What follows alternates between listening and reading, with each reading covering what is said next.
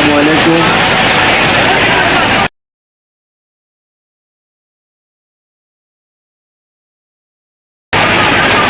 দেশের মানুষ ভালো নেই, দেশের অবস্থা ভয়াবহ অবস্থা। আল্লাহ যেন প্রিয় দেশবাসীকে সবাইকে হেফাজত করে।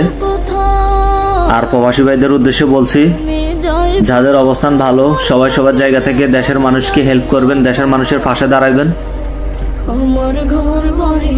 ইন্ডিয়া বাংলাদেশে পানি ছাড়ে দিচ্ছে, বাংলাদেশের অবস্থা প্রচন্ড পরিমাণে খারাপ।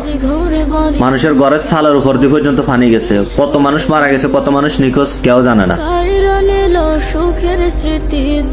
আল্লাহ যেন দেশের মানুষকে সবাইকে হেফাজত করে। আর আমাদের বর্তমান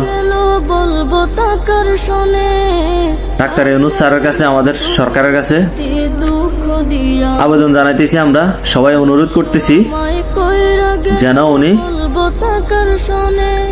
আমাদের সীমানাতে একটা বাঁধ তৈরি করার ব্যবস্থা করে, যেন আমরা প্রত্যেকবার এরকম ইন্ডিয়া পানি ছাড়ি দিব, আমরা ডুবি মরতে হবো, ইন্ডিয়া ফায়দা লুটবো, ইন্ডিয়া আমাদেরকে নিয়ে উপহাস করব। দরকার নেই আমরা ইন্ডিয়ার উপহাসের পাত্র হওয়ার। প্রত্যেকটা প্রবাসী, প্রত্যেকটা বাংলাদেশের জনগণ ডাক্তার ইউনূস স্যারের সাথে থাকবে, সাপোর্ট করবে।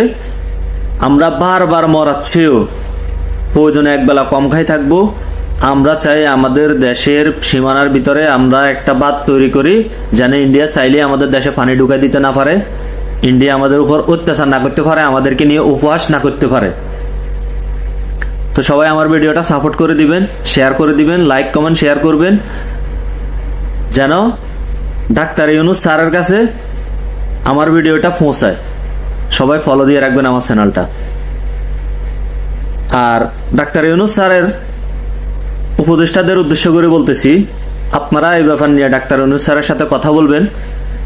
যদি সম্ভব হয় যেন আমাদের বাংলাদেশের ভিতরে, আমাদের সীমানার ভিতরে একটা বাঁধ তৈরি করার উদ্যোগ নেওয়া হয়, ব্যবস্থা করা হয়, যেন আমাদের দেশের মানুষ পানিতে ডুবে, বন্যার পানিতে ডুবে মৃত্যু না হয়।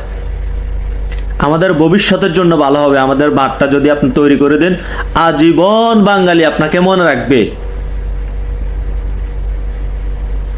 ডাক্তার ইউনূস স্যারকে আজীবন বাঙালি মনে রাখবে যদি আমাদের বাঁধটা তৈরি করে দেয়। আর বাংলাদেশের মানুষের অবস্থা ভয়াবহ। আপনারা যারাই পারেন দেশের মানুষের পাশে দাঁড়ান, মানুষকে হেল্প করেন, এটাই আপনাদের কাছে অনুরোধ। আর ডাক্তার ইউনূস স্যারের কাছে আমি আবারও অনুরোধ করতেছি, যদি সম্ভব হয় আমাদের দেশের ভিতরে একটা বাঁধ তৈরি করে দিন, যেন আমাদের দেশে ইন্ডিয়া চাইলে পানি না ঢুকাই দিতে পারে, আর ইন্ডিয়া যেন আমাদেরকে নিয়ে উপহাস না করতে পারে।